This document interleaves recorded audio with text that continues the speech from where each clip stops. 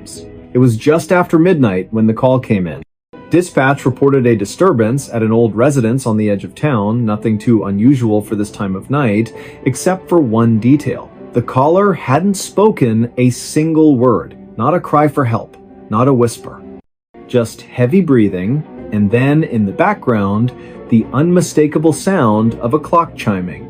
Once, twice, 3 times, all the way to 13. Before we begin, tell me, where are you listening from, and what time is it there?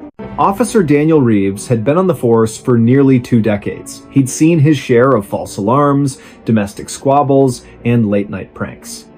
But something about that recording made the hairs on the back of his neck stand up. 13 chimes. No clock he'd ever encountered struck 13. Not in real life. Not unless something was very, very wrong. The house sat at the end of a long, overgrown driveway, shrouded by oaks that hadn't been trimmed in years. Its windows were dark, the paint peeling like dead skin. A rusted mailbox leaned sideways, its letters long faded. No car in the driveway, no lights on inside.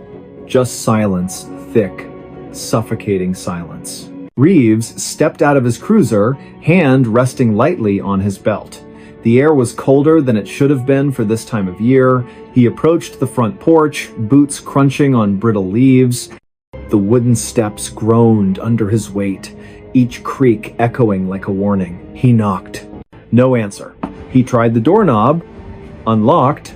Inside, the smell hit him, first damp wood, old paper, and something faintly metallic. Like copper. Like blood that had dried days ago. The living room was frozen in time. A threadbare armchair facing a cold fireplace, a coffee table stacked with yellowed newspapers, a rotary phone off the hook, its cord dangling like a severed vein. And then he saw it. In the far corner of the room, standing against the wall like a forgotten heirloom, was an antique grandfather clock, tall, ornate. Its wood darkened with age, its face cracked but still legible. The hands were frozen at 12:59. Reeves frowned. If the clock had just chimed 13 times, why weren't the hands moving? He stepped closer. The floorboards didn't creak this time. It was as if the house itself was holding its breath. Then, without warning, the clock began to tick. Not the soft, rhythmic tick of a functioning timepiece. This was erratic, stuttering, like a heartbeat trying to restart after flatlining. Tick, tick, tick, pause, tick. Reeves reached for his radio. Dispatch, this is Unit 7. I'm inside the residence. No sign of the caller, but... The clock struck. 1. He froze. 2. His hand tightened on the radio. 3. The sound wasn't coming from the clock alone. It echoed from the walls, from the ceiling, from somewhere deep beneath the floor. 4. He backed away slowly, eyes locked on the clock face. 5. The minute hand twitched, then jerked forward past 12. To 1. 6. The room temperature dropped, his breath fogged in front of him. 7. A whisper brushed past his ear. Not words, just breath. Cold, wet. 8. He spun around. Nothing there. Just shadows stretching longer than they should. 9. The front door slammed shut behind him. 10. He ran to it. Tried the knob. Locked. From the outside. 11. The ticking stopped. 12. Silence. 13. The clock face cracked down the middle. Glass shards fell to the floor like ice. And from inside the hollow cavity where gears and weights should have been, something moved. Not mechanical. Fleshy. Wet. Reeves didn't wait to see what it was. He kicked open the back door, stumbled into the yard, and didn't stop running until he was back in his cruiser, engine roaring, lights flashing. He never went back. The house was condemned a week later after neighbors reported strange noises always at night, always ending with 13 chimes. The city sent a crew to demolish it, but when they arrived, the house was empty. Not just abandoned, empty. No furniture, no walls, no floorboards, just a concrete foundation. And in the center of it all, the grandfather clock still ticking. They tried to remove it. Chains snapped, crowbars bent. The crane's engine died the moment the hook touched its frame. So they left it there. And every night, just after midnight, if you drive past that lot, if you roll your windows down and listen very, very carefully, you'll hear it. Tick, tick, tick. And then, clear as a bell. 1, 2, 3, all the way to 13. No one knows who built that clock, or why it counts beyond 12. But those who've heard it say the same thing. After the 13th chime, you don't feel like yourself anymore. Your thoughts get borrowed. Your reflection lingers a second too long. And sometimes, in the dead of night, you wake up standing in front of that empty lot, staring at the clock, waiting for it to call your name. Dispatch logs still list the original call as unverified disturbance. But Reeves? He retired early, moved 3 states away, changed his number, still checks his locks twice before bed. Because last Tuesday, just after midnight, his own wall clock, brand new digital battery powered, chimed once. Then twice. He unplugged it. It chimed a 3rd time. He hasn't slept through the night since. And if you're listening to this right now, ask yourself, what time is it where you are? Because if it's just past 12, you might want to cover your ears. Stay safe out there. His name wasn't on list. It started with a clipboard. Not a dramatic object, not something you'd expect to send chills down your spine, just a standard issue, weathered clipboard with a frayed metal clip and pages of neatly printed names.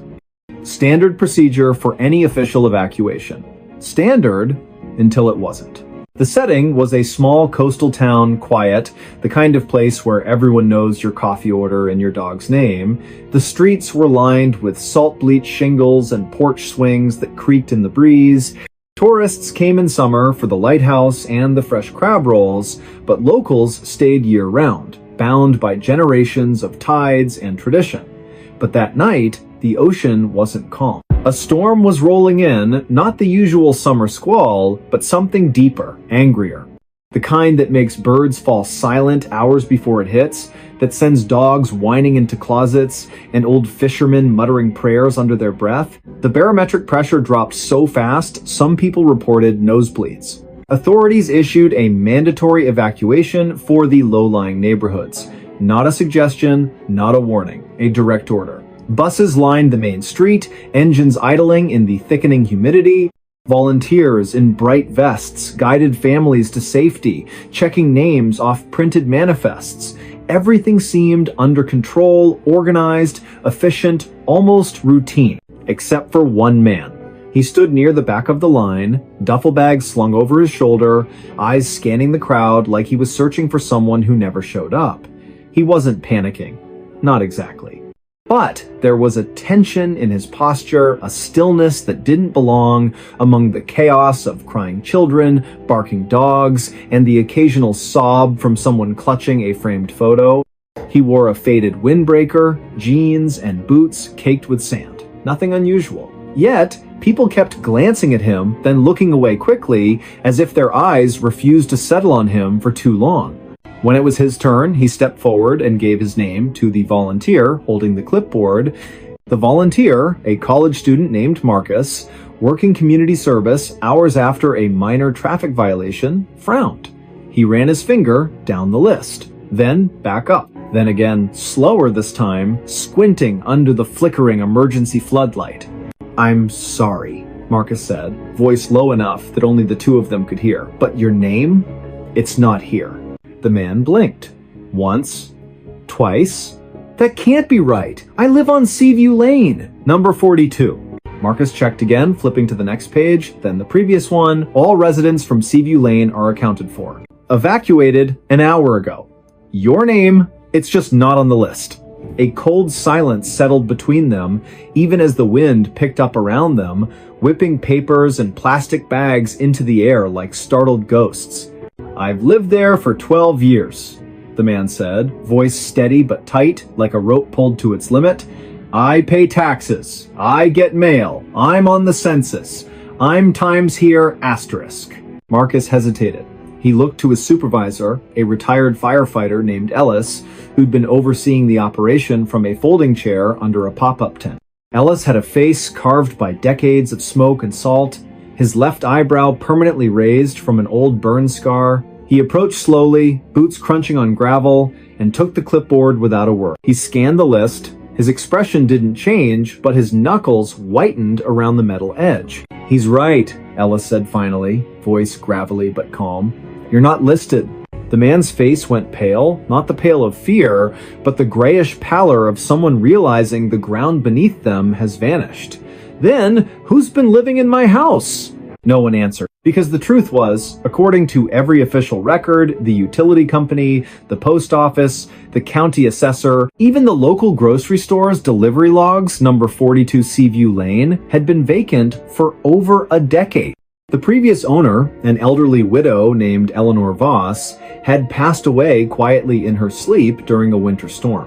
No relatives claimed the property, the house sat empty, the power was shut off, the water disconnected, mail returned to sender with addressee deceased stamped in red, and yet, this man had keys. He showed them.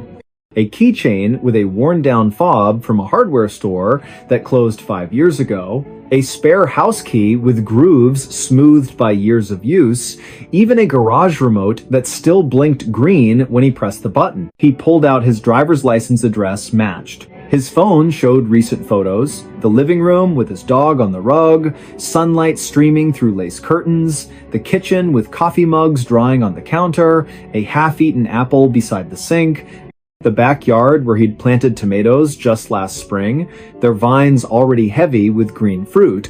None of it should have existed. Authorities let him board the bus, not because they believed him, but because turning someone away during a mandatory evacuation wasn't protocol, and frankly, no one wanted to argue with a man who looked like he hadn't slept in days and carried the weight of something no one else could see. He sat alone in the back, staring out the window as the town disappeared behind sheets of rain. The storm broke just as they crossed the bridge, out of town, lightning splitting the sky like a seam, thunder so deep it vibrated in your ribs. He didn't flinch, just kept watching the rearview mirror as if expecting something to follow. The next morning, after the storm passed and the floodwaters began to recede, a team went to inspect Seaview Lane. Every house was intact, flooded in some cases, shingles torn off, porches washed away, but standing, except number 42. It was gone. Not destroyed, not collapsed. Asterisk. Gone asterisk, as if it had never been built. The lot was empty, overgrown grass, a single mailbox post leaning in the mud, but no foundation. No rubble? No sign a structure had ever occupied that space? Even the old oak tree that used to shade the front yard vanished. Roots, trunk, everything. They checked satellite imagery from the past 5 years. Nothing. No house, no driveway, no roofline, not even a shadow where one should have been. But the man's photos? Still on his phone. Clear, detailed, real. Timestamps verified by the device's internal clock. Geotags placed him squarely at coordinates that, according to every map, were just empty land. He was questioned for hours, polygraphed, his background checked by state and federal databases. No criminal record, no history of mental illness, no aliases. He worked as a marine biologist at the local university, specializing in deep-sea sediment analysis. Quiet, reliable, never missed a day of work. Colleagues vouched for him, described him as the kind of guy who brings soup when you're sick and never mentions it again. His dog, a golden retriever named Finn, was found wandering near the evacuation center, collar still on, leash trailing behind, muddy but unharmed. Finn's microchip registered to the same address. Now, here's where it gets stranger. A week later, a maintenance worker at the county records office was sorting through archived property files, paper backups, the kind no one looks at anymore, when he found something odd. Tucked into a folder labeled Seaview Lane Vacant Properties was a single sheet of paper, a handwritten addendum, dated just 3 days before the storm. It listed a new resident for number 42, name, the man from the bus. Occupation, marine biologist. Emergency contact, none. Signature at the bottom, but not his. The handwriting was identical to Eleanor Voss's, the one who died over 10 years ago. Same looping cursive, same slight tremor in the T-cross. The paper smelled faintly of salt water and lavender, her favorite scent, according to neighbors who remembered her tending roses in a wide-brimmed hat. The clerk showed it to his supervisor. The supervisor called the sheriff. The sheriff called the state archives. No one could explain how it got there. The file had been sealed since the property was declared abandoned. No one had accessed it in years. They tried to track down the man again.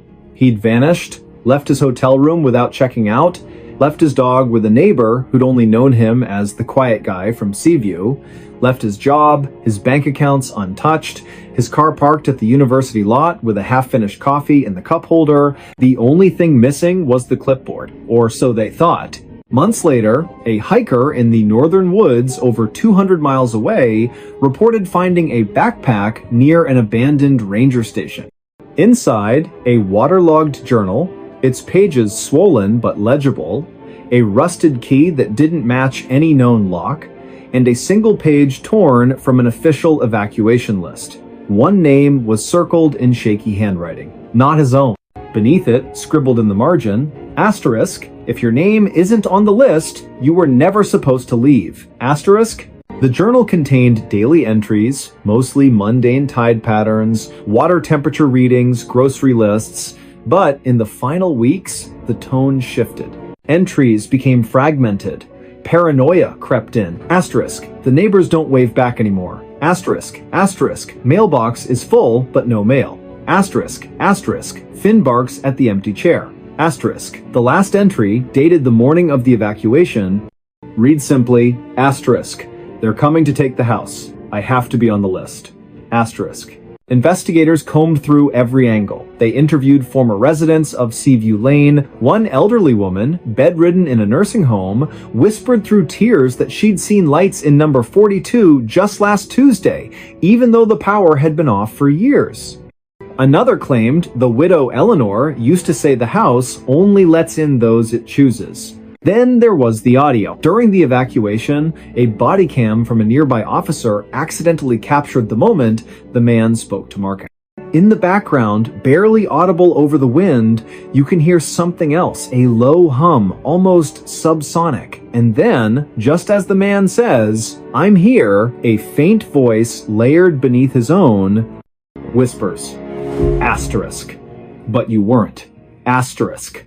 The recording was analyzed by 3 separate audio labs. All confirmed the second voice wasn't electronic interference, it matched no known voice in any database. And it spoke in perfect sync with the man's lip movements, except the words were different. To this day, no one knows how he got on that bus. No one knows who or what was living in that house. And no one can explain why, during every major storm, emergency dispatch receives a call from a number that doesn't exist. A voice whispering just one sentence before the line goes dead. Asterisk. Check the list again. Asterisk. Some say the house wasn't erased. It just stepped out of time. That it exists in the gaps between breaths, between heartbeats, between the seconds when no one is looking. And the man? Maybe he wasn't the resident. Maybe he was the warning, a glitch in the system, a soul the house let go because it needed room for someone else. Because here's the thing they don't tell you about evacuation lists. They're not just about who's leaving. They're about who's allowed to. And if your name isn't there, maybe you were never really there to begin with. Maybe you were just borrowed. And maybe, somewhere out there, another clipboard is being prepared. Another storm is gathering. And another man is standing in line, heart pounding, hoping his name appears before the clock runs out. Stay safe out there. She woke in wrong house. It began with a headache. Not the sharp, stabbing kind, not the migraine that blinds you. This was deeper, like pressure building behind her eyes, as if her skull were slowly filling with wet sand. She'd gone to bed early, exhausted from a double shift at the hospital, and remembered little after her head hit the pillow. Just the hum of the ceiling fan, the soft weight of her cat curled against her ribs, and then nothing. Until she woke up. Cold linoleum beneath her bare feet, the smell of mildew and old wood, a dim yellowish light filtering through grimy windows she didn't recognize. She sat up slowly, heart hammering, and looked around. This wasn't her apartment. The walls were covered in faded floral wallpaper, peeling at the seams. A threadbare armchair sat in the corner, its stuffing leaking like entrails. On the coffee table, a chipped teacup, cold ash in the tray beside it, and a newspaper dated, but the ink smudged beyond reading. The air was still. Too still. No traffic outside. No distant sirens. No hum of the city she'd lived in for 7 years. She called out, "Hello?" Only silence answered. She checked her phone. Dead. No signal anyway. The charger wasn't hers, thick, old, with a 2-prong plug she hadn't seen since childhood. She tried the light switch, flickered once, then stayed on, casting long shadows that seemed to twitch at the edge of her vision. Panic rose, but she forced it down. She was a nurse, trained for emergencies, assess, adapt, survive. She moved to the front door, locked.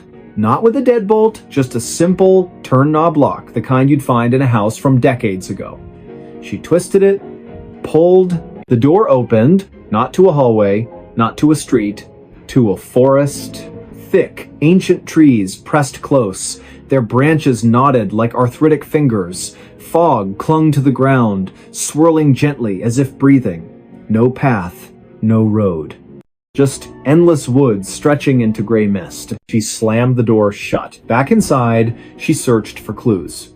In the bedroom, a narrow bed with a crocheted blanket, a dresser with a cracked mirror, no photos, no personal items, just a single hairbrush on the nightstand with strands of dark hair that weren't hers. She was a redhead. In the kitchen, the refrigerator hummed weakly. Inside, a carton of milk well past its expiration, a half-eaten loaf of bread moldy at the edges, and a single jar of pickles, her favorite brand. The same one she always bought. That's when the nausea hit. Not from the smell, from the impossibility. How did her favorite pickles end up in a stranger's fridge in a house that shouldn't exist? She tried the back door, also unlocked. Same forest, same fog, same suffocating quiet. She sat on the porch steps, arms wrapped around herself, trying to think, had she sleepwalked, been drugged, kidnapped, and left here as some cruel joke? But why leave the doors unlocked? Why stock the fridge with her food? Then she noticed something. The trees, they weren't moving. No wind, no rustling leaves, not even a bird call. The forest was frozen, like a photograph or a stage set. She stood, turned back to the house, and froze. The front door was closed. She hadn't shut it. Her breath caught. She approached slowly, hand outstretched. The knob was ice cold. She turned it. Inside, everything was the same, except the teacup was gone. In its place sat a fresh one, steam rising. She didn't touch it. She backed away, heart pounding like a trapped thing. This wasn't right. None of it was right. She needed help. She needed to get out. She walked into the forest. Not because she wanted to, because staying felt worse. The fog swallowed her within minutes. Trees loomed like silent sentinels. The ground was soft, spongy, as if it had never known a footprint before hers. She walked for what felt like hours, though her watch, still on her wrist, showed only 23 minutes had passed. Then she saw it. A house. Identical to the one she'd just left. Same peeling wallpaper, same crooked porch, same yellow light in the window. She ran to it, desperate. Maybe someone was inside. Maybe this was the real world. She burst through the door. The armchair was empty. The teacup sat on the table cold again. And on the floor, near the bed, lay her hospital ID badge. The one she'd worn to work the night before. Her name, her photo, her fingerprint smudge on the corner. She picked it up, hands shaking. Then she heard it. A soft creak from the hallway. Footsteps. Slow, deliberate, coming closer. She ducked into the closet, holding her breath. The footsteps stopped outside the bedroom door. Silence. Then, a whisper so quiet it might have been her imagination. Asterisk. You're not supposed to be here. Asterisk. Not angry, not threatening, just sad. Resigned. She waited. Minutes stretched. No movement, no sound. When she finally stepped out, the house was empty. But the back door was open. She ran. through the forest, past the second house, past a third she hadn't seen before. Each one identical, each one lit from within, each one with a steaming teacup on the table if she dared look inside. She didn't. She ran until her lungs burned and her legs gave out. When she woke again, she was in her own bed. Sunlight streamed through familiar blinds. Her cat purred on the pillow beside her. Her phone buzzed on the nightstand, missed calls from work, a text from her sister asking if she was okay. She laughed. A shaky, relieved sound. It was a dream, a stress-induced nightmare. That was all. She got up, showered, dressed, made coffee, checked the fridge pickles in the door, just where she left them. Everything was normal until she opened the closet. On the floor, tucked behind her winter boots, was a single teacup. Chipped, cold, stained with old lipstick. Not hers. She dropped it. It shattered. And that's when she noticed the smell. Faint at first, then stronger. Mildew. Old wood. Forest damp. It was coming from her sheets. From her hair. From inside her lungs. She called in sick, spent the day cleaning, washing everything, scrubbing the floors, throwing out the cup shards. But that night, as she lay in bed, she heard it. A soft creak from the hallway. Footsteps. Slow, deliberate, coming closer. She didn't move, didn't breathe. The doorknob turned, the door opened just enough to let in a sliver of darkness, and from the hallway, the same whisper. Asterisk, you left the door unlocked. Asterisk. She never slept in that apartment again. She moved across town, changed her number, avoided forests, stopped drinking tea. For months, nothing happened. Life returned to normal. She started to believe it was over. Then, last Tuesday, she woke up. Old linoleum beneath her feet, faded floral wallpaper, and on the coffee table, a fresh teacup. Steam rising, her favorite pickles in the fridge, and outside the window, the same endless forest waiting. Only this time, she didn't run, because deep down, she knew she hadn't woken up in the wrong house. She'd woken up in the only Times house that remembered her, and it wasn't going to let her go again. Police reports list her as a missing person now. Her apartment sits empty, untouched. But neighbors say they sometimes see a light on late at night. And if you press your ear to the door, just after midnight, you can hear two voices, one tired, one calm, talking softly over tea. One asking to leave, the other always answering the same way. Asterisk, but you're already home. Asterisk, stay safe out there. The road ended in nowhere. It started with a wrong turn, not the kind you correct with a quick U-turn and a muttered curse. This was deeper, subtler. The kind that doesn't feel wrong until it's far too late to turn back. Trucker Marcus Bell had driven this stretch of highway more times than he could count. Route 87, cutting through the high desert plateau, was his regular run between the distribution hub and the regional warehouse near the state line.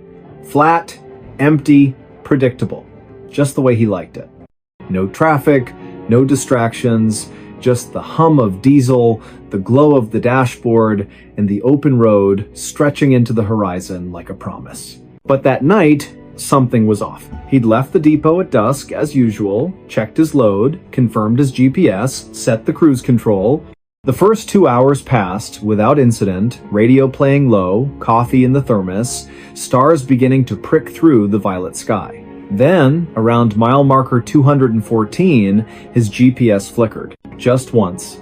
A brief stutter, the screen went black for half a second, then rebooted. When it came back, the route had changed. Not by much, just a slight reroute cutting through County Road K19 instead of staying on the main highway. Faster route, the voice said, calm and synthetic.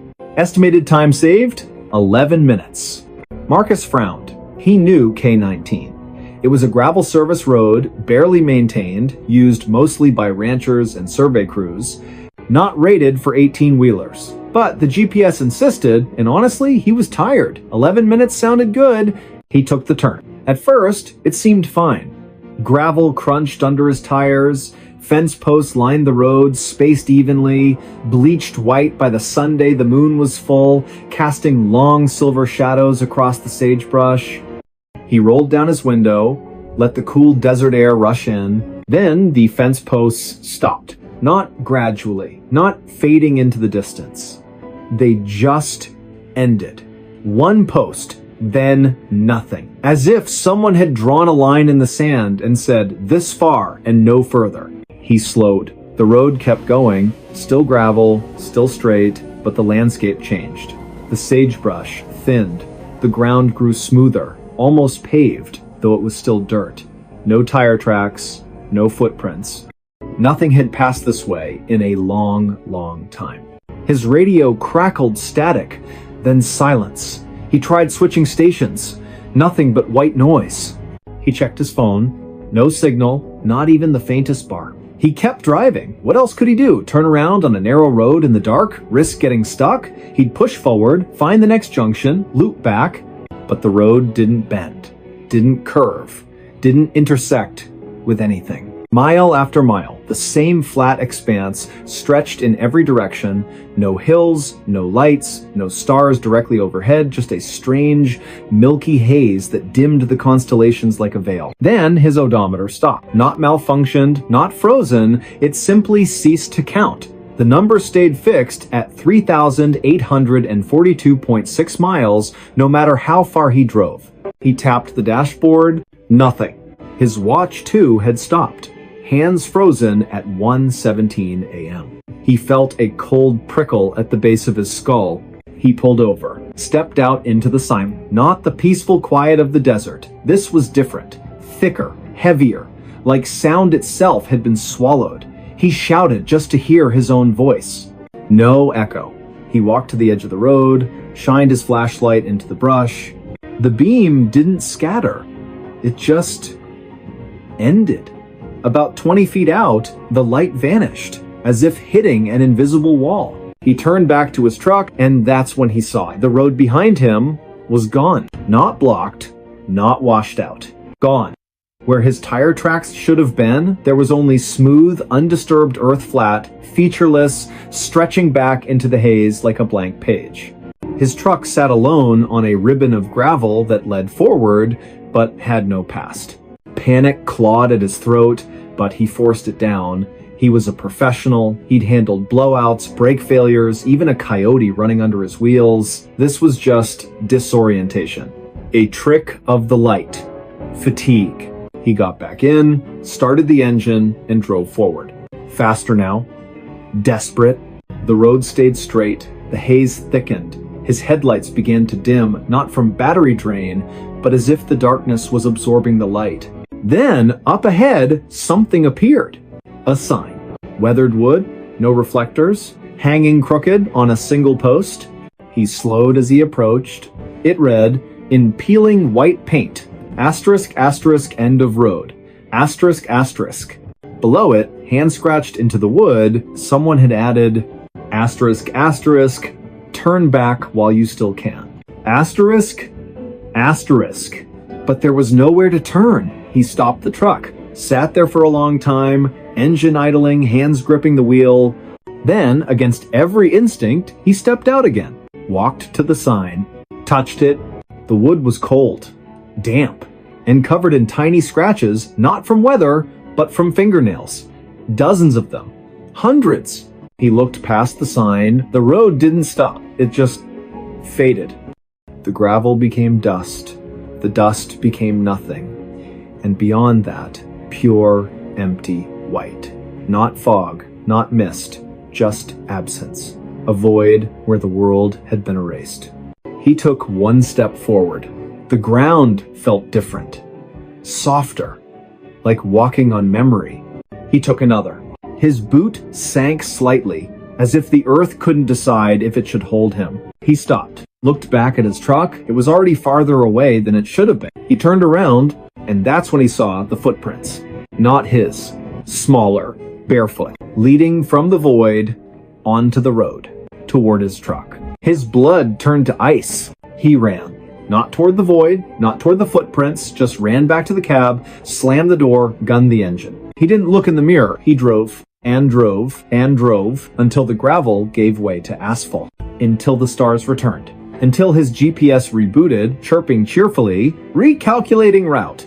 He didn't stop until he reached the warehouse. He reported the incident to his dispatcher. A clipped, shaky account of a GPS glitch and a confusing detour left out the sign, the footprints, the void. They logged it as driver fatigue, recommended rest. But Marcus knew. 2 days later, during a routine maintenance check, the mechanic found something wedged in the rear axle. A child's shoe, mud-caked, worn thin at the heel, laces missing. Inside, still damp, was a folded piece of paper. On it, written in crayon, asterisk, asterisk, you left the door open, asterisk, asterisk. Marcus never drove Route 87 again. He quit trucking, moved inland, took a job stocking shelves at a grocery store, avoided maps, avoided roads that ran too straight.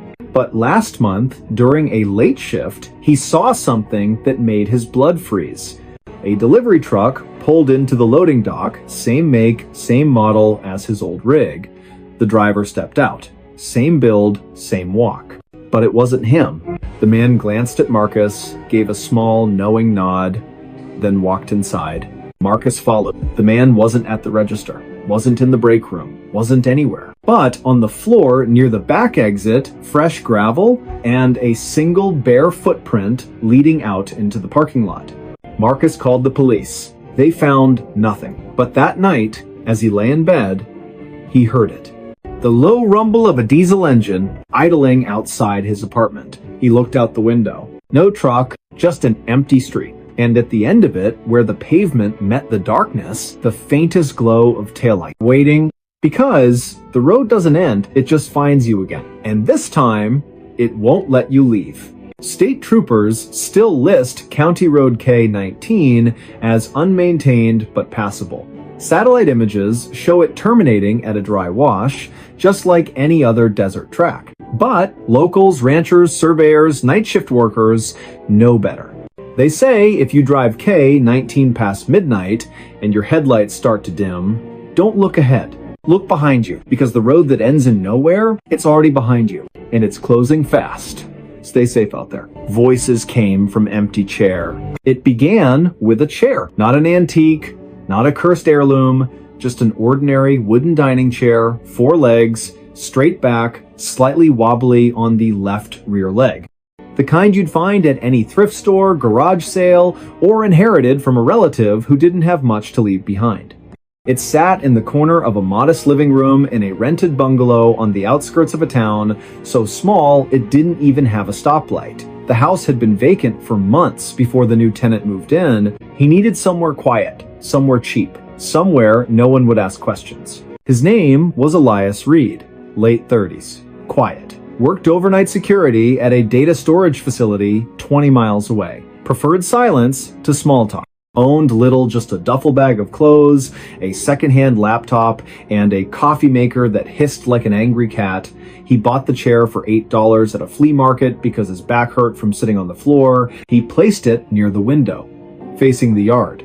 Not for guests, he never had any, but because he liked watching the birds at dawn after his shift. The first time he heard it, he thought it was the wind, a soft murmur, barely audible, like someone whispering just out of earshot.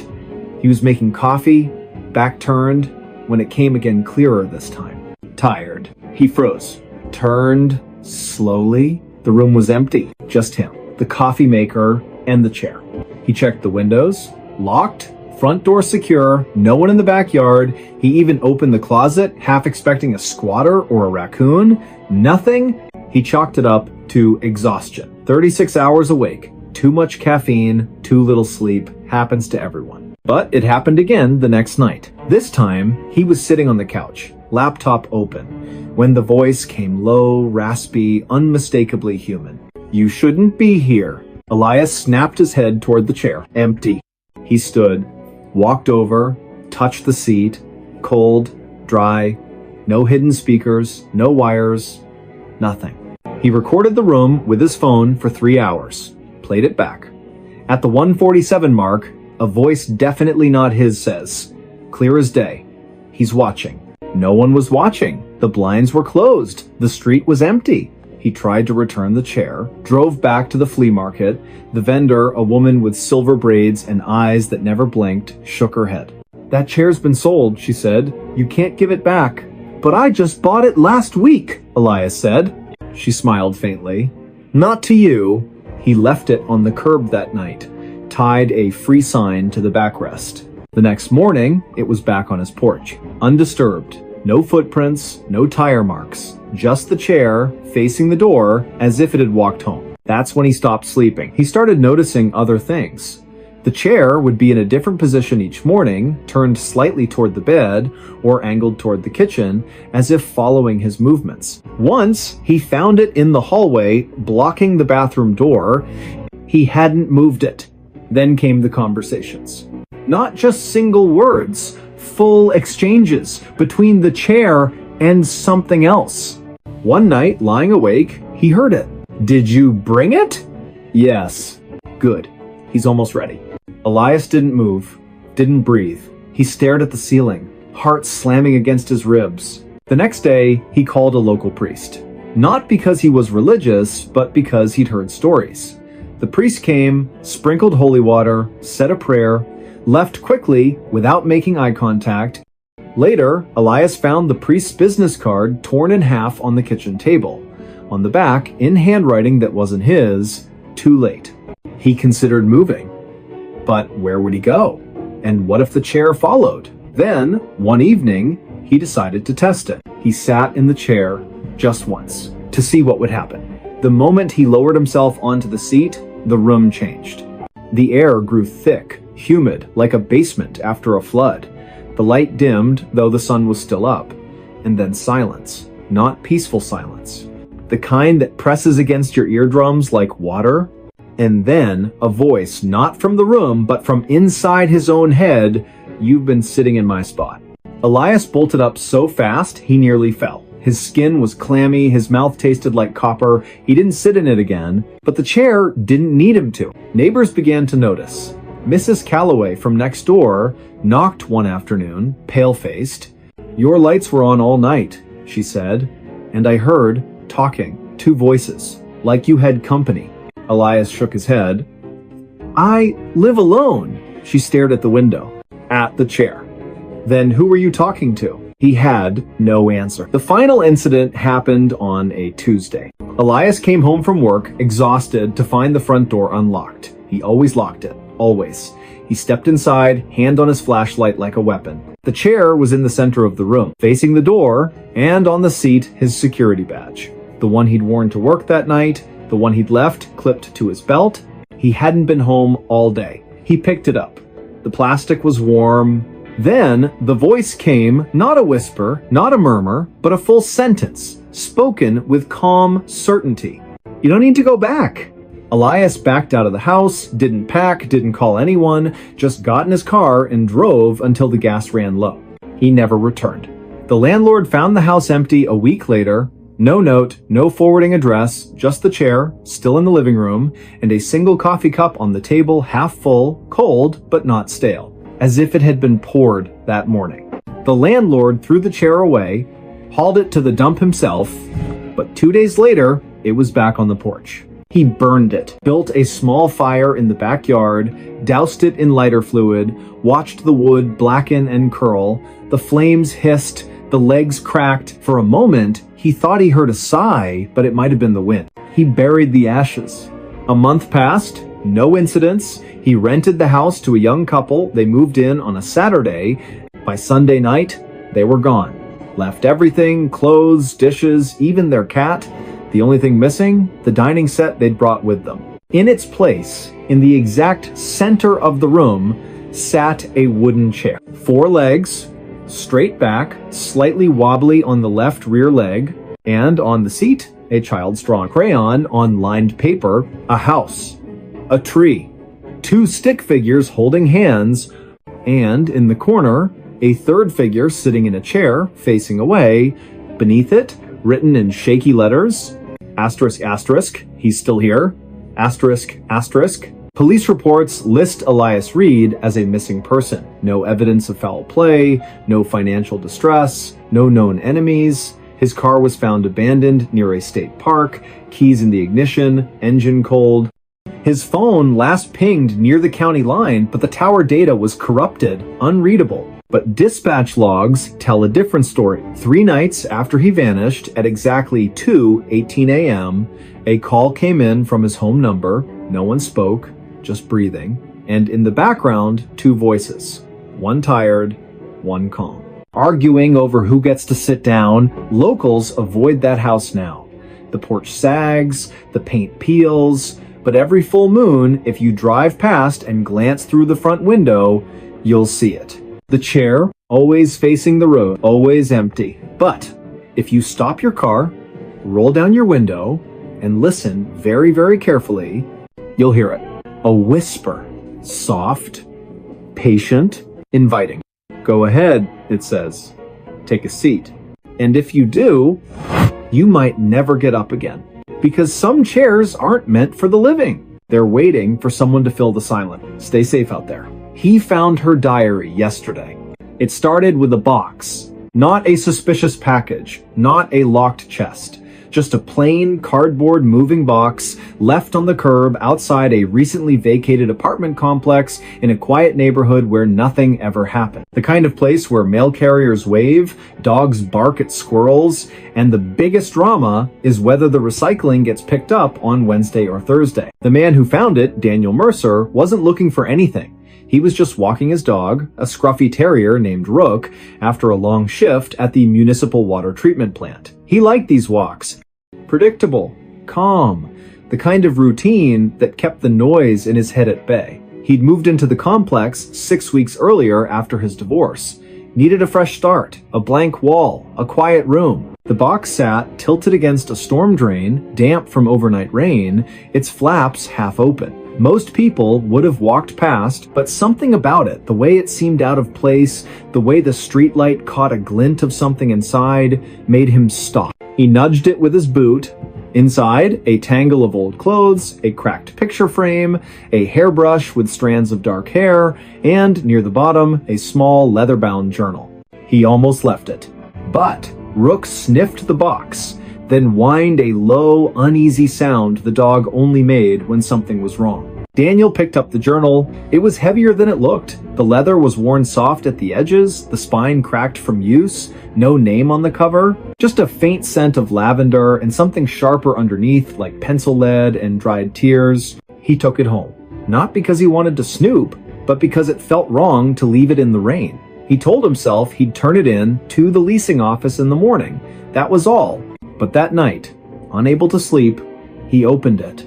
The first page was dated simply asterisk, day 1, asterisk, no year, no month, just day 1. The handwriting was neat at first, almost clinical, but grew increasingly frantic as the entries went on.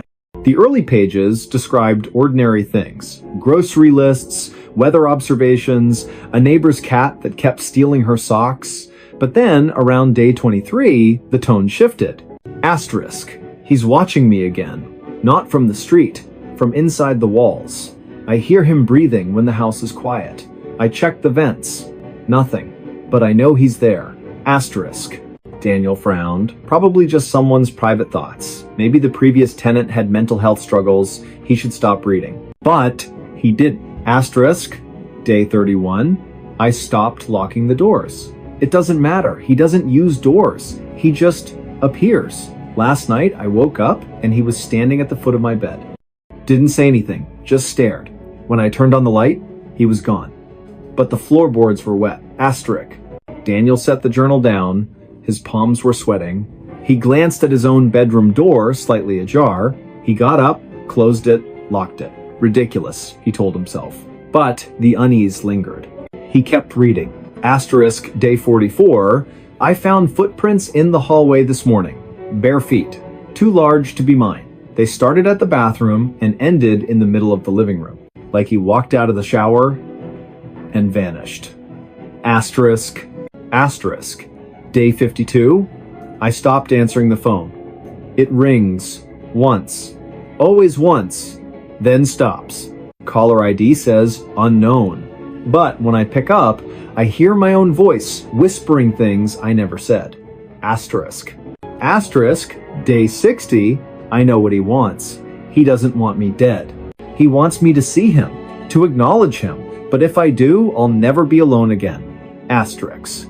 Daniel's hands were shaking now. He flipped to the last entry. It was written in jagged, hurried strokes, ink smeared as if written with a trembling hand or in the dark.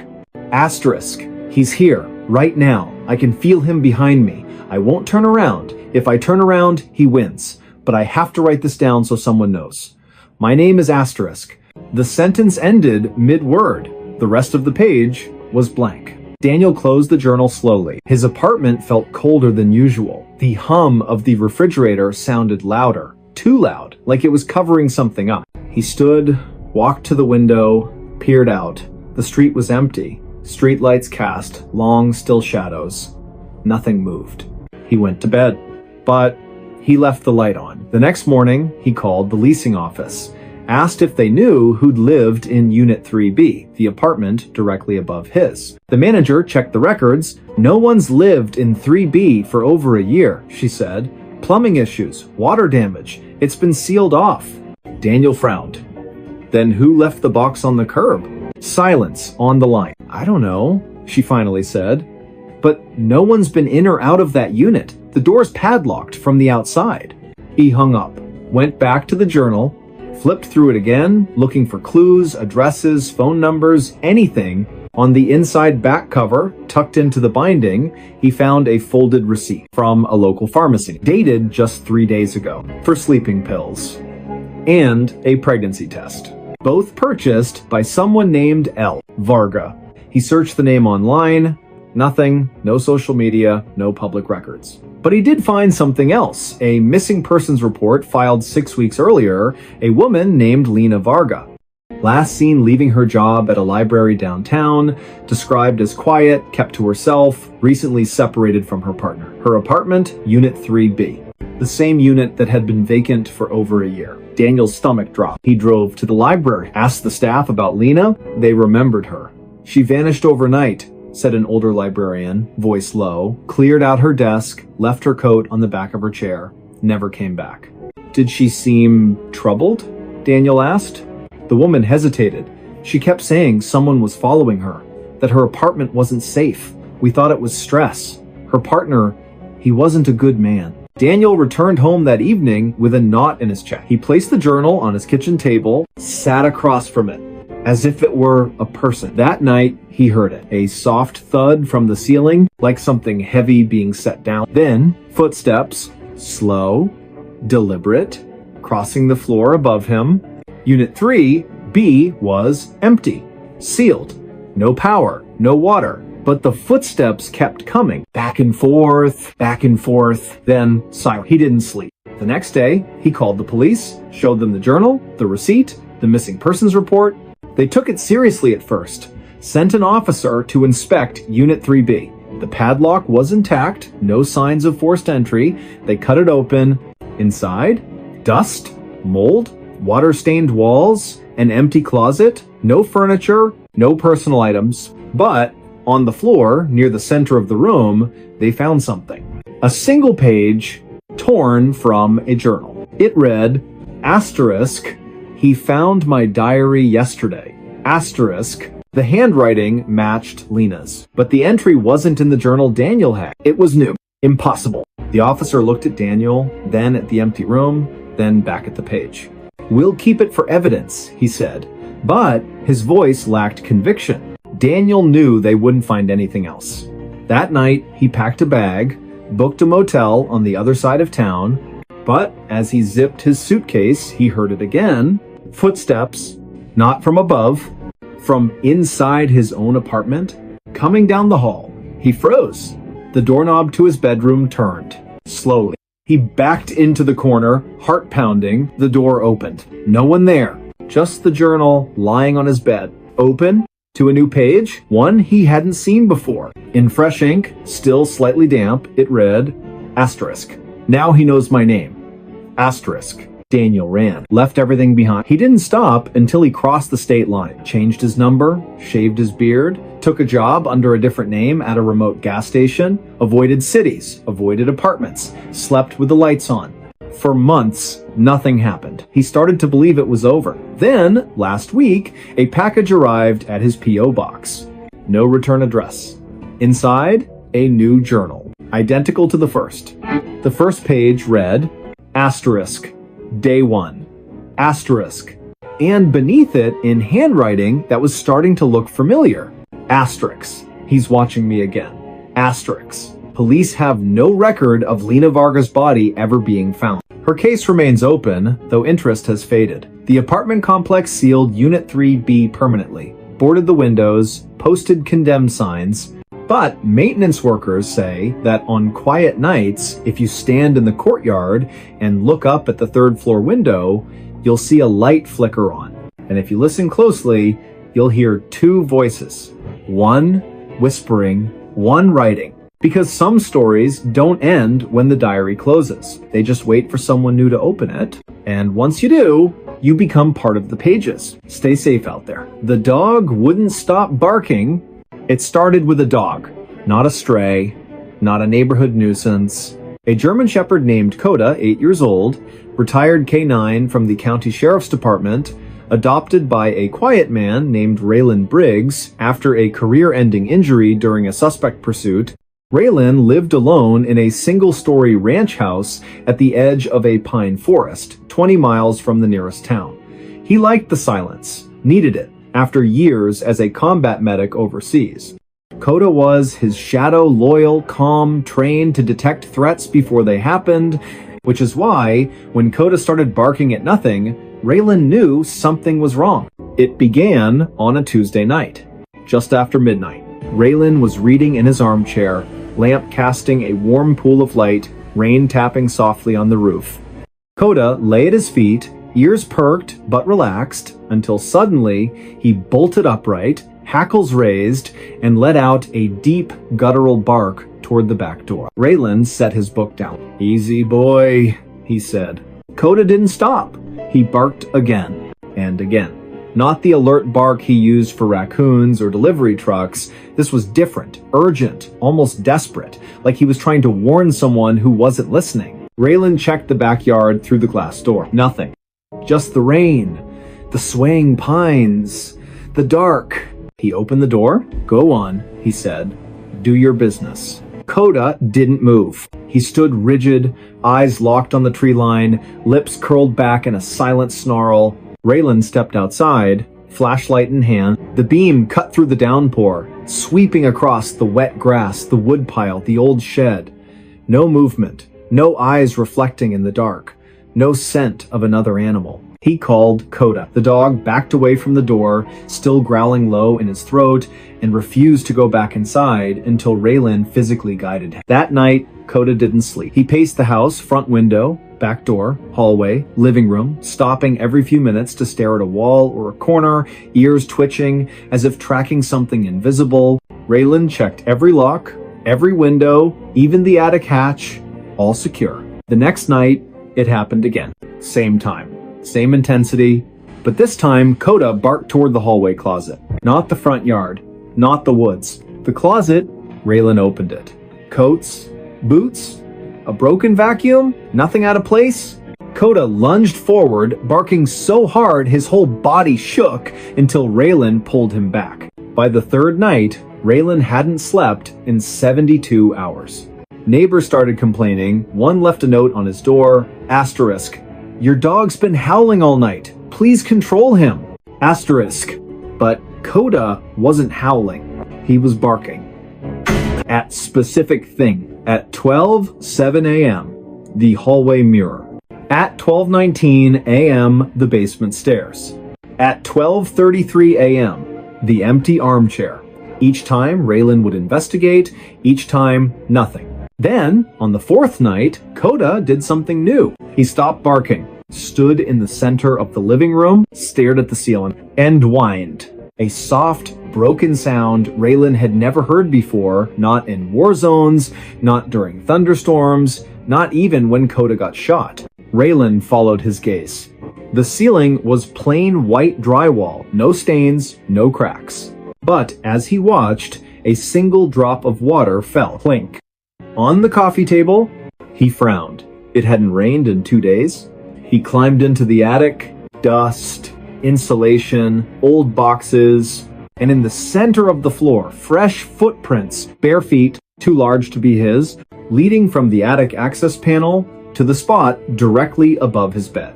Raylan's blood ran cold. He called the sheriff.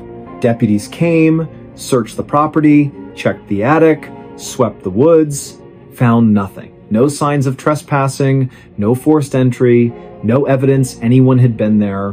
One deputy, a former K9 handler himself, knelt beside Coda. "He's not barking at animals," the man said quietly. "He's barking at something he can't chase, something that doesn't leave tracks." Raylan didn't sleep that night. He sat in the armchair with a shotgun across his lap, Coda at his side, both of them watching the dark. At exactly 12:03 a.m., Coda's head snapped toward the front door.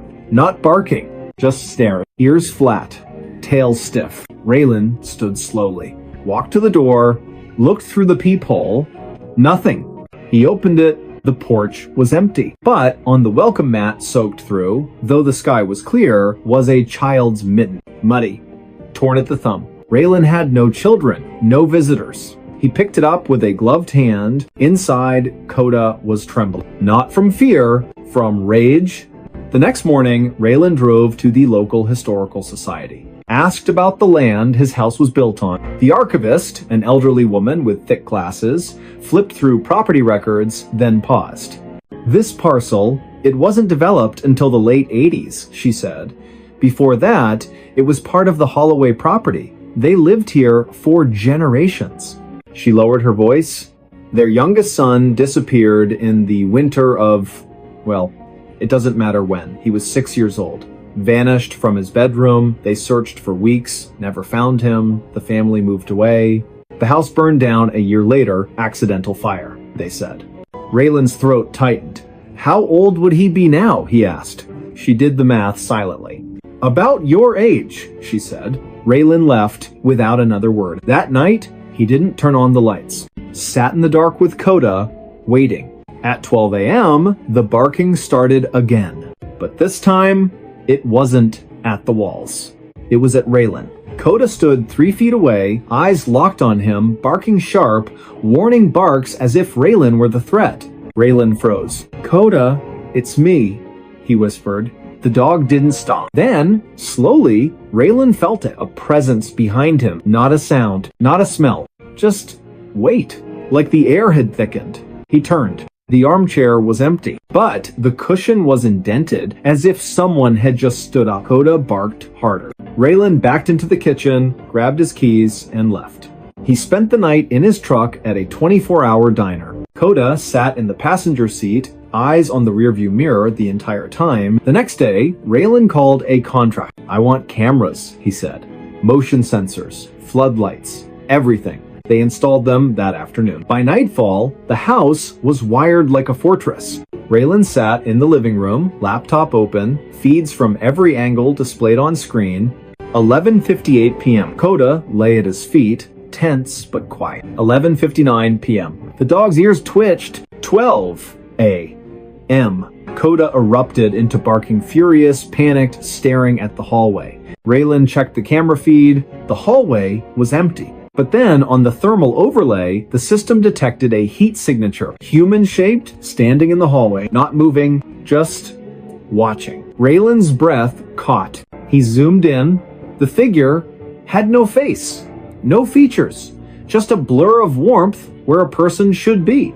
And then, as if sensing the camera, it turned toward the lens, toward Raylan. Coda lunged at the screen, barking so hard he choked. Raylan shut the laptop. He couldn't stay. He packed a bag, loaded Coda into the truck, and drove through the night. He didn't stop until he reached his sister's house 3 states away. For 2 weeks, Coda was calm. No barking, no pacing, just sleeping at the foot of the guest bed, sighing in his sleep like a dog finally at peace. Raylan started to believe it was over. Then, on the 15th night, Coda woke up, stood in the middle of the room, stared at the closet, and barked. Not once, not twice, over and over, until Raylan opened the closet door. Inside, on a shelf of folded blankets, was a small, mud-caked shoe. Child-sized, and beside it, a single pine cone from the woods behind Raylan's old house. Coda never stopped barking after that. Not for food, not for walks, not even when Raylan cried. He just stood by the window facing east, barking into the distance, as if trying to warn someone who was already gone. Raylan moved again and again. Each time, within days, Coda would find something: a toy soldier in the yard, a wet footprint on the porch, a drawing tucked under the windshield wiper showing a house with a dog and a boy holding hands. The sheriff's department ran tests. The items had no fingerprints, no DNA, no logical explanation, but Coda always knew, because dogs don't lie. They don't imagine threats. They sense what's real even when it shouldn't be. Raylan eventually stopped running. He returned to the house, not because he wanted to, but because Coda refused to leave the driveway, sat there for 3 days, barking at the front door, until Raylan finally opened it. Inside, everything was as they'd left it. Dust on the tables, mail piled up, and in the center of the living room, the armchair facing the door. Waiting, Raylan sat in it. Coda lay at his feet. And for the first time in months, the dog was silent, because he wasn't warning anyone. He was guarding. Neighbors say the lights are on every night now, and if you drive past after midnight, you'll see 2 figures in the window, 1 man, 1 dog, watching the tree line, waiting, because whatever came that first night, it never left. It just learned to be quiet. But Coda still hears it, and he won't stop barking until it's gone for good, or until no one is left to hear him. Stay safe out there. Footprints led back to me. It started with mud. Not the kind you track in after gardening or a rainy walk. This was thick, black, and glistening like wet tar mixed with something organic, something that shouldn't cling to concrete the way it did. It appeared on the back porch of a small, isolated cabin nestled deep in the pine barrens of northern county land. The cabin had no neighbors for miles. No streetlights, no cell service, just trees, silence, and the occasional cry of a distant owl. The man who lived there, Elias Crow, was a cartographer by trade, though he hadn't taken a job in over a year. He'd come here to map nothing, to disappear. After the accident, the one that wasn't his fault but haunted him like a debt he could never repay, he needed a place where no one knew his name, where the past couldn't find him. He kept to himself, bought supplies once a week in town, paid in cash, spoke only when spoken to. The locals called him the quiet one. They didn't pry. That's how things worked out here. But on a cold, damp morning, just after dawn, he stepped outside to fetch firewood and saw them. Footprints leading from the tree line straight to his back door. Not deer, not coyote, human. Bare feet, each print deep, as if the person had been carrying something heavy or running. Elias frowned. He checked the locks. All secure, nothing missing, no signs of forced entry. He swept the prints away with a broom, told himself it was a lost hiker, a trespasser, someone who got turned around in the fog. But that night, he heard it.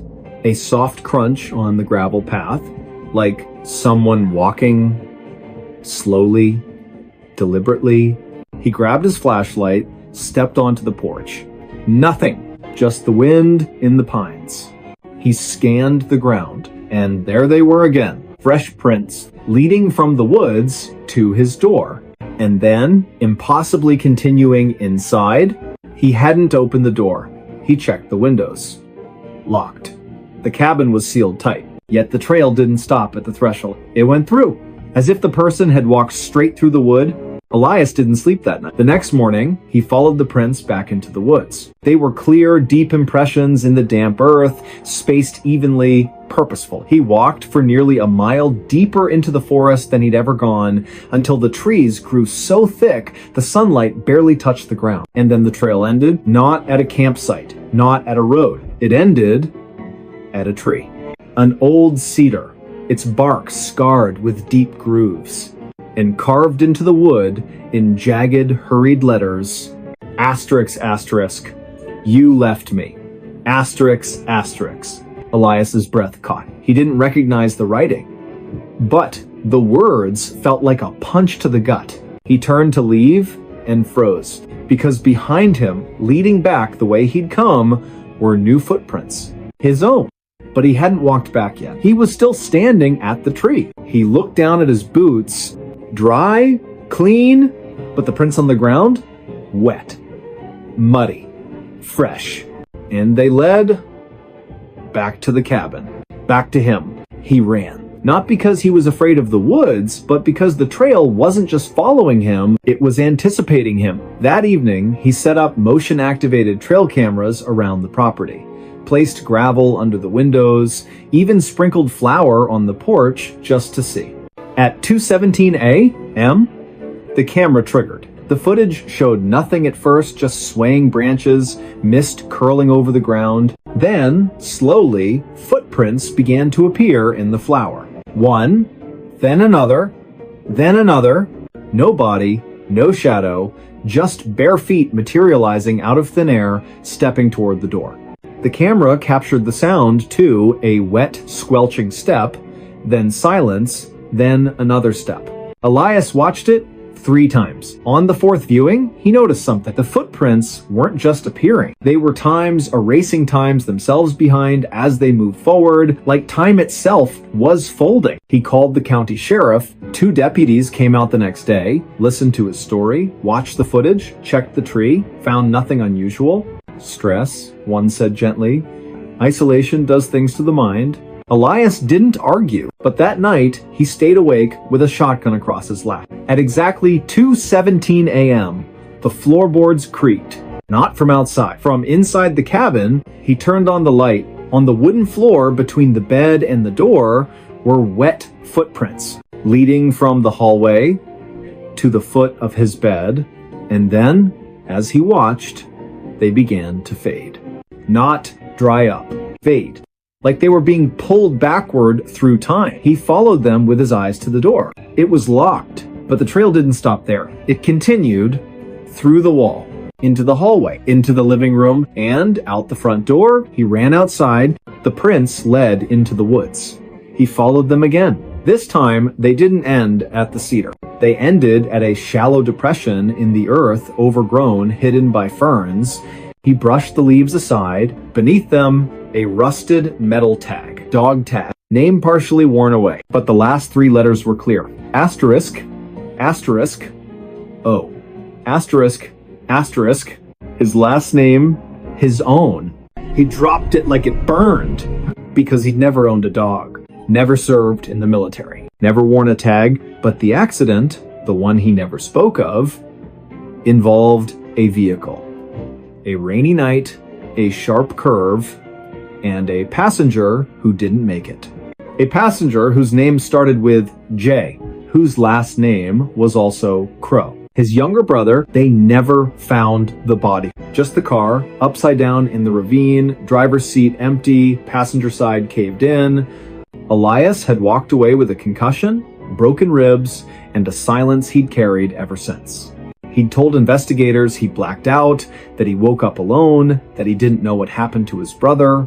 But now, standing in the woods, mud on his boots, tag in his hand, he remembered opening the passenger door. He remembered pulling his brother out. He remembered carrying him barefoot, bleeding into the trees, because he was still breathing. And Elias, in his panic, in his guilt, in his desperate hope, had left him there to go get help. But he never came back. He couldn't face it, so he ran and buried the truth. But the truth didn't stay buried. The next morning, Elias packed a shovel, went back to the depression, dug. 6 inches down, he hit something soft. Not bone, clothing. A jacket, rotted but intact. And inside the pocket, a folded map. His own work. A hand-drawn trail through these very woods, with a single X marked near the cedar tree, and beside it, in his brother's handwriting, asterisk, asterisk.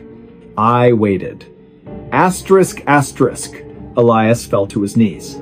That night, he didn't lock the doors. He sat on the porch, Coda, the stray dog that had shown up weeks ago and never left lying at his feet. At 2:17 a.m., the footsteps came. But this time, Elias didn't flinch. He watched as the prints appeared on the gravel, leading from the woods to the porch to the chair beside him, the air grew cold. Coda didn't bark, just lifted his head and whined softly. Elias looked to his right. The chair was empty, but the cushion sank slightly, as if someone had just sat down. He didn't speak, didn't cry, just reached into his coat and placed the dog tag on the armrest. "Stay," he whispered.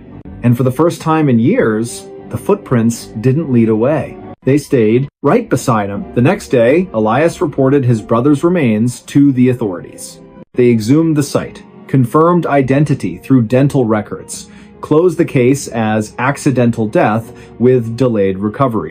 The X plays the pass of the do that Riauer but the deputies noticed something odd. The footprints around the cabin, they never found any. Not on camera, not in soil samples, not in any official record. Yet Elias's boots were always muddy, and every morning, without fail, a fresh set of bare footprints led from the tree line to the porch and stopped at the empty chair. Neighbors say Elias still lives in the cabin. He's quieter than ever. But if you pass by at dawn, you'll see two figures on the porch. One man, one shadow, sitting in silence. Because some paths don't lead away from the past. They lead you back to it. And sometimes the footprints aren't chasing you. They're waiting for you to catch up. Stay safe out there. No one entered the room. It started with a locked door. Not a vault, not a high-security chamber, just a standard hotel room, room 314, at a modest roadside inn off Highway 9, the kind of place truckers and traveling salesmen use for a few hours of sleep between shifts.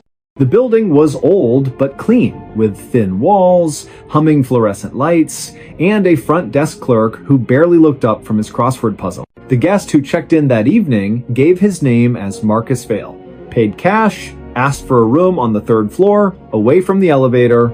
He carried a single duffel bag, wore a faded windbreaker, and spoke with the quiet exhaustion of someone who'd been driving for days. The clerk didn't think much of him, just another face in a long line of transient souls. Marcus took the key actual metal, not a card, and went upstairs without a word. He locked the door from the inside, not just the latch, the deadbolt too. Then he pushed a heavy wooden chair under the knob, the way people do in movies, the way he'd done every night since it began. He didn't turn on the light, just sat on the edge of the bed, back straight, eyes fixed on the door. He didn't sleep. He never did. At exactly 3 a.m., the knocking started. Not loud, not frantic. 3 soft raps, pause 3 more. Like someone polite, patient, certain they'd be let in.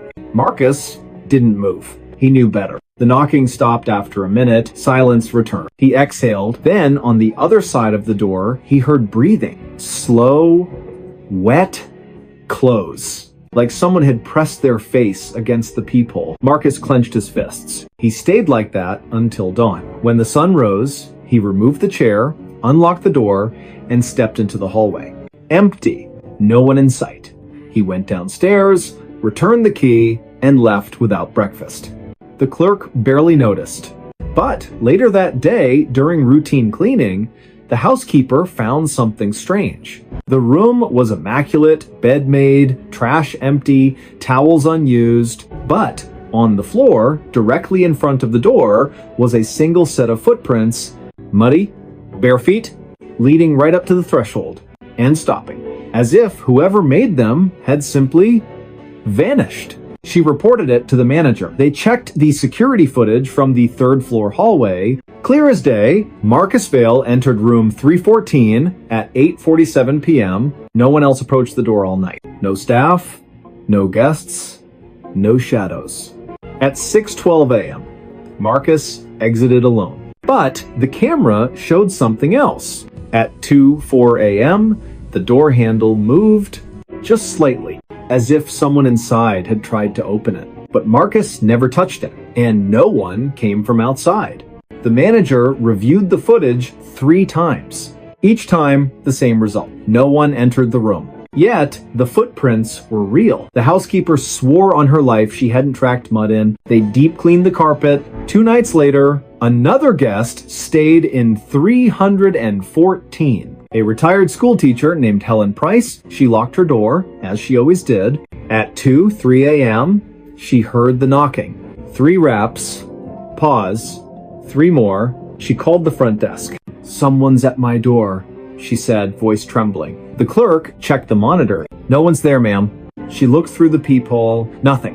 But when she opened the door an hour later to get ice, she found it. Footprints, same as before, muddy, bare, ending at her threshold. She left that night. Never came back.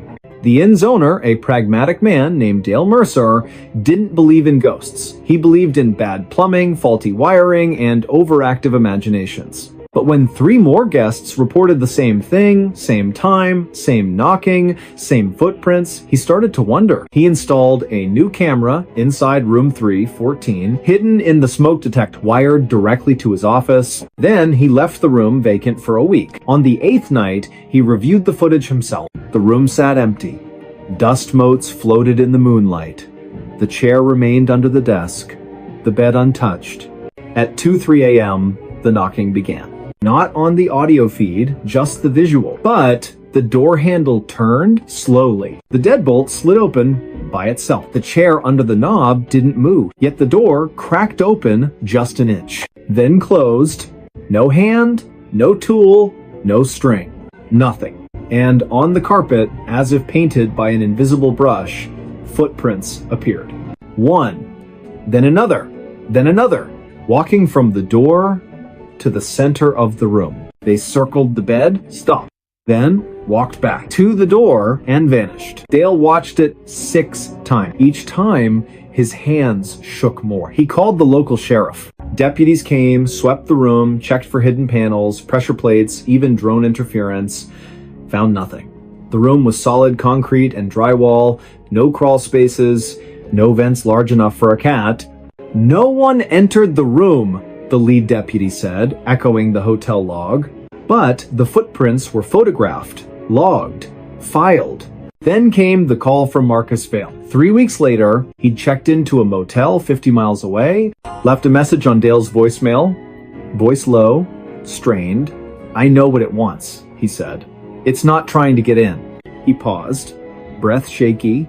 "It's trying to get out." The line went dead. Dale tried calling back. Number disconnected. He never heard from Marcus again. But the incidents didn't stop. Guests avoided room 314. The inn eventually sealed it, padlocked the door, covered the peephole, posted a "do not use" sign.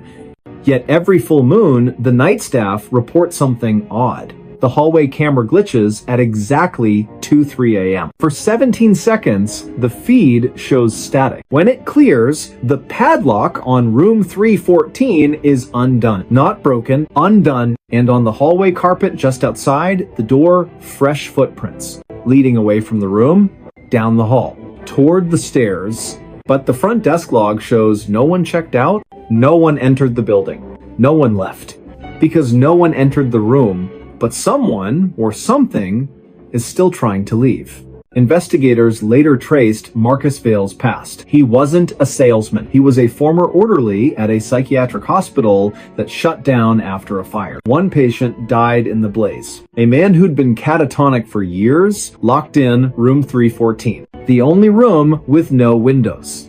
The only room with a chair bolted to the floor. The only room where, during the evacuation, staff swore they heard knocking. From the inside, after everyone was out, after the doors were sealed, after the fire started, they never found his body. Just a pair of bare footprints in the ash, leading from the bed to the door, and stopping, because the door was locked from the outside. Now, if you drive past that old inn, its sign faded, its windows dark, you might see a light flicker in room 314. And if you listen closely, just after 2 a.m., you'll hear it. 3 soft knocks, pause.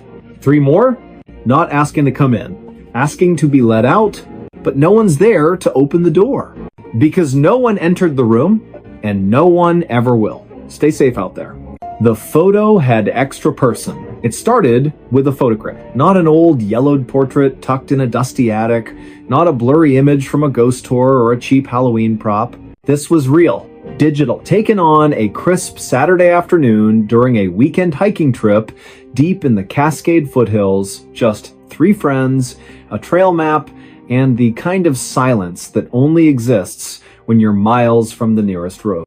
No cell service, no agenda, just boots on dirt, the smell of pine resin in the air, and the kind of easy laughter that only comes when you've known someone since you were kids. Lena Chen had planned the trip. She'd needed it. Work had been relentless, endless Zoom calls, deadlines that bled into weekends, a life measured in notifications and unread emails.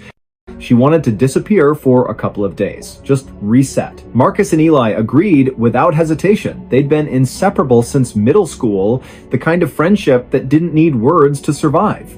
They met at the trailhead just after sunrise, thermoses full, packs strapped tight, and vanished into the trees. The hike was uneventful. A few wrong turns, a shared bag of trail mix, Marcus nearly twisting his ankle on a root, but nothing out of the ordinary. By early afternoon, they reached a rocky overlook, the kind of spot that makes you stop and just breathe. The valley stretched below them, mist curling through the trees like smoke, sunlight breaking through the canopy in golden shafts. Lena pulled out her phone. "Come on, you two smile for once," she called, balancing on a flat stone. Marcus groaned, but turned, throwing an arm around Eli's shoulders. Eli rolled his eyes, but grinned anyway. They struck their usual pose, the one they'd done since high school graduation, since road trips and late-night diner runs and hospital waiting rooms. Lena snapped the photo. One shot. Perfect lighting. No need for a second. That night, back at the rented cabin, wood stove crackling, rain tapping the roof, Lena uploaded the day's photos to her laptop while the guys played cards at the kitchen table. She scrolled through them absently, Marcus tripping, Eli mimicking a squirrel, a blurry shot of a hawk overhead. Then she reached the group photo. She froze. Her finger hovered over the track. Behind them, in the shadowed tree line, just to the left of Eli's shoulder, stood a fourth figure. Tall, thin, dressed in dark, nondescript clothing that seemed to absorb the light rather than reflect it, not blurred, not a trick of motion, fully in focus, as if they'd been standing there, posing. Lena's stomach dropped. She zoomed in. The figure's hands hung at their sides. Head tilted slightly, not looking at the camera, looking at times her asterisk. "Guys," she said, voice low. They looked up. She turned the screen. Marcus leaned in. "What the hell?" Eli squinted. "Is that a hiker?" "No one was on that trail," Lena said. "We didn't see a single person all day." They checked the metadata, timestamp 2:14 p.m. GPS coordinates matched the overlook exactly. No filters, no editing. The photo was raw, straight from her phone's camera roll. "It's gotta be a double exposure," Marcus insisted. "Or lens flare." But Lena knew better. She'd been facing that exact patch of woods for nearly a full minute before taking the shot. She would have seen someone. She would have felt someone. They deleted the photo. Went to bed, but the next morning, Lena opened her cloud backup just to confirm it was gone. It was there. And the figure was clearer, not because the image had changed, but because the shadows had shifted. Now, the face was partially visible, pale, gaunt, eyes wide open, staring directly into the lens. She didn't tell the guys. Instead, she ran a reverse image search. Nothing. Posted it anonymously to a well-known paranormal forum under the title asterisk. "Hiking photo, anyone seen this before?" Asterisk. Within hours, replies flooded in. Most were jokes. "Your new hiking buddy. Ghost tour guide. That's just Dave. He's always photobombing." But one message stood out. Sent from an account with no profile, no history, no IP trace. It read, asterisk. "That's not a person. That's a placeholder, and it's still looking for you. Asterisk." Lena deleted the post, blocked the account, told herself it was nonsense. That night, she woke to a sound. A soft tap on her bedroom window. She lived on the second floor of a quiet apartment complex. No trees nearby, no fire escape. She pulled back the curtain. Nothing. But on the glass, fogged slightly from the cool night air, was a handprint. Small, delicate, not hers. And below it, written in the condensation, Asterisk, asterisk. I was in the photo too. Asterisk. She packed a bag before dawn, stayed with a cousin across town, changed her number, avoided mirrors, avoided group photos, avoided forests. For 3 weeks, nothing happened. Then, during a team lunch at work, someone took a picture of the office crew outside the building, just a casual shot for the company newsletter. Lena wasn't in